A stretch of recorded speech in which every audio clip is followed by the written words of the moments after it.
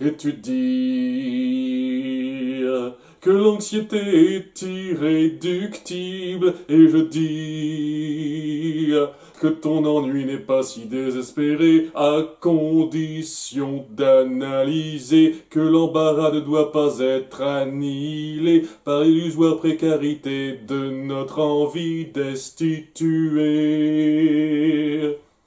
Vice versa 2 qui vient de sortir tout récemment et que j'ai vu il y a quelques jours de ça. C'est un film qui s'est fait attendre, qui fait plutôt bien parler de lui, mais c'est toujours pareil avec Pixar. Les dernières sorties à Pixar, il y a toujours des gens pour dire que c'est génial. On verra un petit peu sur le long terme ce que ça donnera. En tout cas, je suis allé voir cette suite avec quelques retenues. Dans le sens où je m'attendais pas à ce que ce soit mauvais, mais je savais dès le départ qu'il y allait avoir un problème. Et ce problème, de toute façon, on ne pouvait pas y couper. Au vu des bandes annonces, ça allait être présent, ça allait m'ennuyer durant ce film. Mais dans un sens, je dois reconnaître que c'était plutôt bien pensé de faire la promo de ce film plusieurs mois à l'avance. J'ai envie de dire, tout le monde le fait, hein. Donc le fait qu'il y ait eu cette promo qui a été faite plusieurs mois à l'avance, où ils ont absolument rien caché, c'est-à-dire que voilà, vous allez avoir tous ces nouveaux personnages, voilà comment ça va se passer globalement, ça a su aider un petit peu à assimiler le concept. Je vais en parler un petit peu, parlons donc de l'histoire rapide de Vice Versa 2 qui reprend quelques temps après le premier film. Donc Riley a passé je ne sais pas combien de mois, presque un an après la fin du premier film. C'est une adolescente à ses tout débuts. Et alors qu'elle est sur sa fin de collège, elle va avoir sa puberté qui va lui tomber dessus, comme ça, le truc qu'on a mis en place à la fin du premier film. Et cette puberté sera accompagnée par quelques petits changements de locaux avec 4 nouveaux arrivants. Bon, techniquement 5, mais le 5e c'est une blague. 4 nouveaux arrivants, c'est-à-dire ennui, embarras, envie et le plus important, anxiété. Ces 4-là vont essayer un tout petit peu de s'intégrer à l'équipe, mais très vite on verra que non.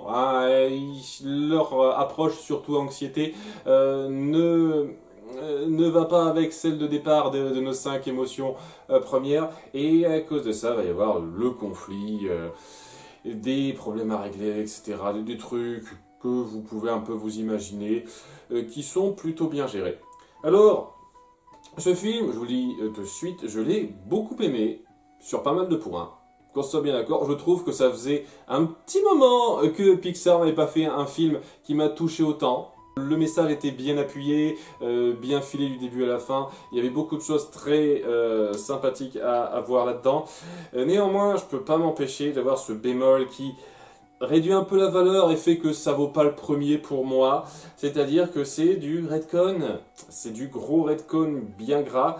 Et je peux pas passer totalement outre ça. Parce que je suis désolé, mais non, ces 4 nouvelles émotions, elles sortent de votre cul.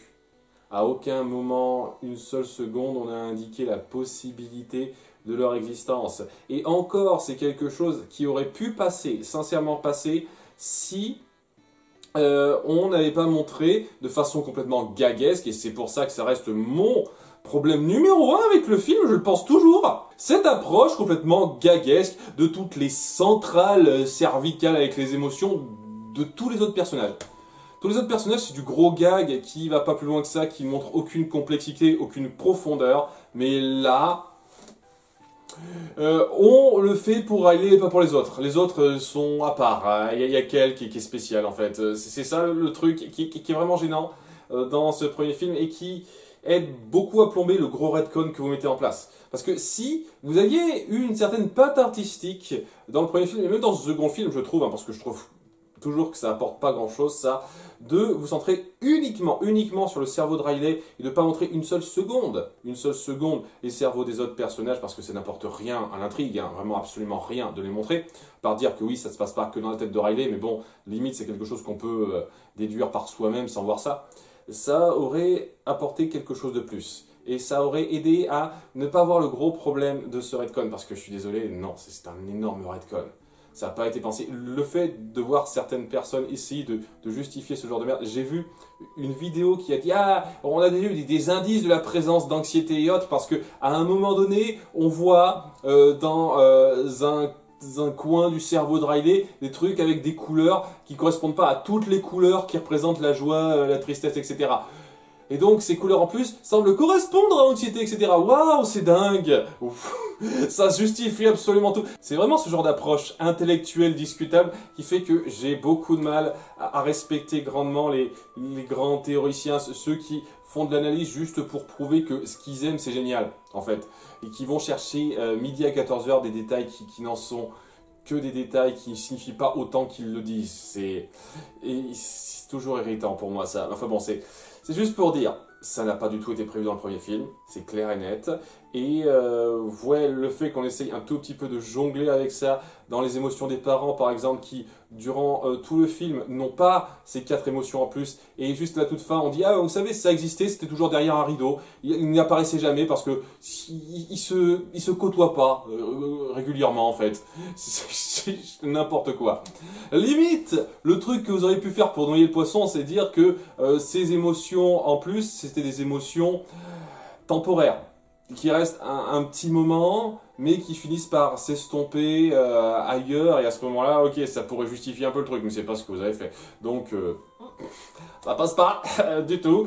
C'est un gros retcon grossier, et qu'il faut accepter. Et oui, je suis désolé, même si on va pas là-dessus, je pense passer beaucoup de temps dans ma critique Disneyfield lorsque j'en parlerai de ça, donc je vais faire ça assez vite pour pas trop plomber la critique de ça. Mais ouais, lorsqu'on se penche là-dessus, il y a quand même des trucs un petit peu grossiers dans le concept même si on fait pas gaffe à la continuité avec le premier film.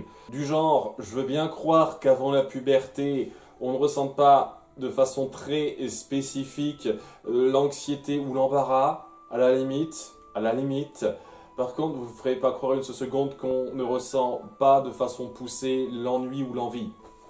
C'est ridicule. Bien entendu, il y a des tonnes de gamins qui ont beaucoup plus d'ennui et d'envie qu'énormément d'adultes. C'est ridicule de dire que ça n'arrive que maintenant. Enfin bon, voilà, ce genre de choses me pose problème. Voilà, il faut accepter ce postulat de départ qui est problématique pour pouvoir apprécier le film. Je le dis clairement, c'est un frein. Et je le redis, c'est une bonne chose que j'ai été mis au courant de ça plusieurs mois avant le visionnage de ce film pour pouvoir profiter de ce qu'il voulait raconter intrinsèquement sans être trop gêné, tout de même un petit peu, hein, c'est pas non plus rien du tout, par ce retcon ultra grossier. Voilà. Cela étant dit, à partir de là, j'ai pas beaucoup de choses mauvaises à dire sur ce film, en dépit de ce point-là.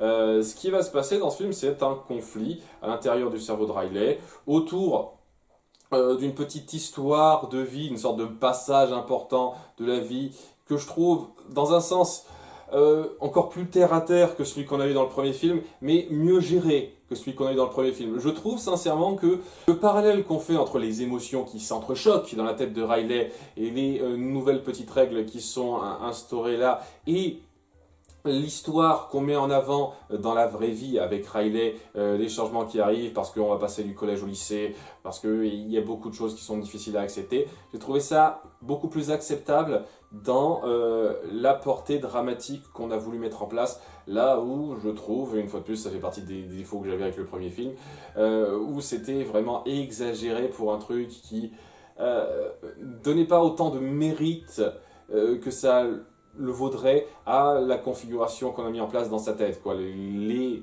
conséquences potentiellement graves, etc.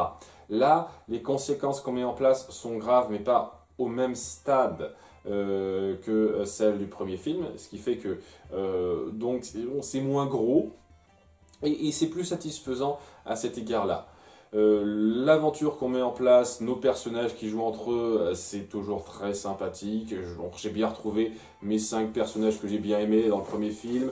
Et j'apprécie très sincèrement le fait qu'on ait essayé de mettre en avant tout le monde, contrairement au premier film où c'était vraiment juste joie et tristesse à l'intérieur de Riley. Je veux dire, il y a aussi Riley qui est mis en avant évidemment, mais il y a tout le monde qu'on essaye de mettre en avant de façon assez poussée. Ce qui est sympathique, peut-être un peu gênant dans le fait que, étant donné qu'on a 9 personnages, je vous dis, il y a nos 5 personnages originaux et les 4 nouveaux qu'on essaye vraiment de mettre en avant. Il y en a quelques-uns qui font un peu rusher dans leur développement. Je dois avouer, c'est un peu dommage. Tristesse, par exemple, je trouve que c'est intéressant ce qu'on veut faire autour d'elle.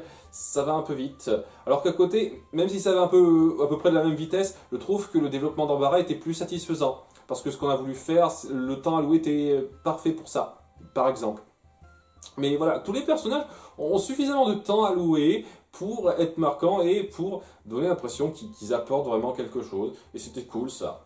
On découvre un petit peu plus en détail la psyché, comment ça se passe à l'intérieur du cerveau de Riley, en moins poussé, j'ai envie de dire, c'est moins diversifié, mais dans un sens, l'idée c'est quand même de montrer que nos personnages ont plus d'expérience et savent davantage ce qu'ils font, et donc ils vont pas aller à n'importe quel endroit sans trop savoir quoi faire. Ils vont un tout petit peu mieux savoir quoi faire justement, surtout parce qu'ils œuvreront ensemble.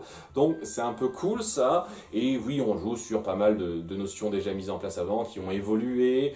C'est vraiment tout à fait sympathique ça. Et ouais, à part peut-être 2-3 trucs un petit peu grossiers, comme le délire de la mascotte de dessin animé à la Dora l'exploratrice,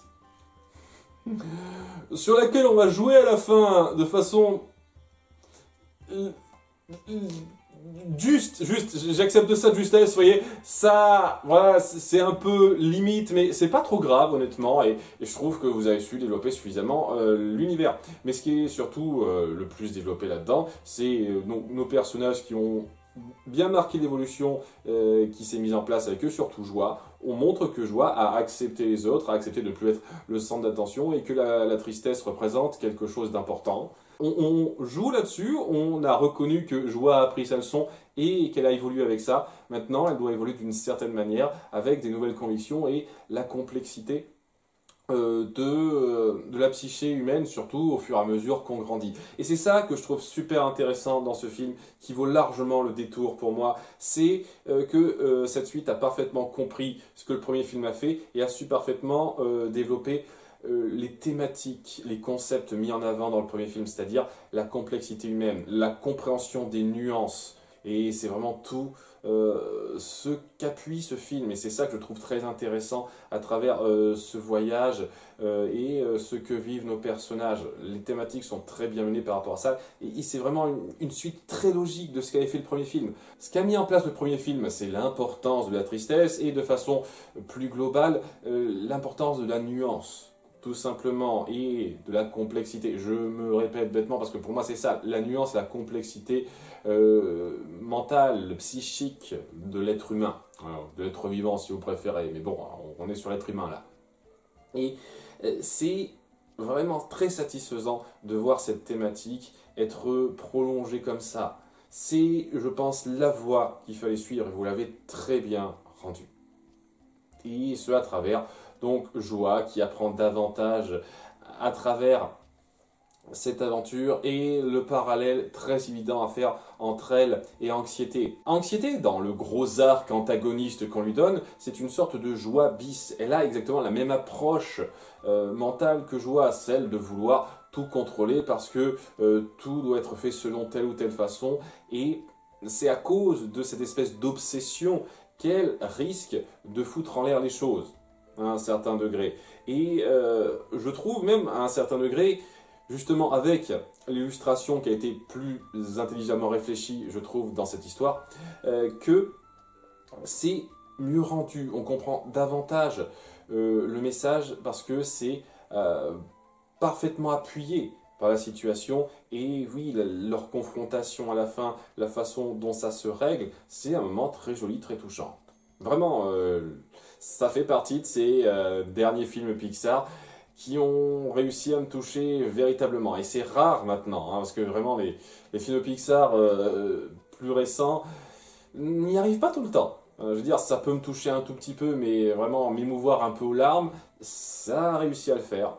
Donc je dis chapeau bas. Déjà, réussir à faire ça, ça devrait presque donner quand on sait ce qu'a fait Pixar dans ses premiers films, mais ça faisait un moment que c'était plus donné comme ça. Ça me donne l'impression que ça pouvait enfin redevenir comme ça. Et c'est vraiment tout ce que j'espère pour ce film, que je vous recommande sincèrement si vous êtes prêts à passer outre, parce que c'est quand même un cap un petit peu important, à passer outre le retcon très grossier qu'on met en place sur le concept. Si vous êtes prêt à passer outre ça, vous passerez un très bon moment, très touchant, d'un film qui a su parfaitement comprendre ce que représentait psychologiquement le premier. Et pour ça, il vaut le coup. Je vous le recommande chaudement. Voilà, j'espérais que ça vous a plu. Donc d'ici 10 mois, un truc comme ça, 8-10 mois, on fera un Disney Field là-dessus où je serai, je pense, très positif. En attendant, oui, je m'excuse une fois de plus d'avoir mis autant de temps à sortir le Disney Field de ce mois-ci, qui sortira la semaine prochaine, comme vous le voyez au DVD derrière moi. Je vous remercie d'avoir suivi, à très bientôt. Bye.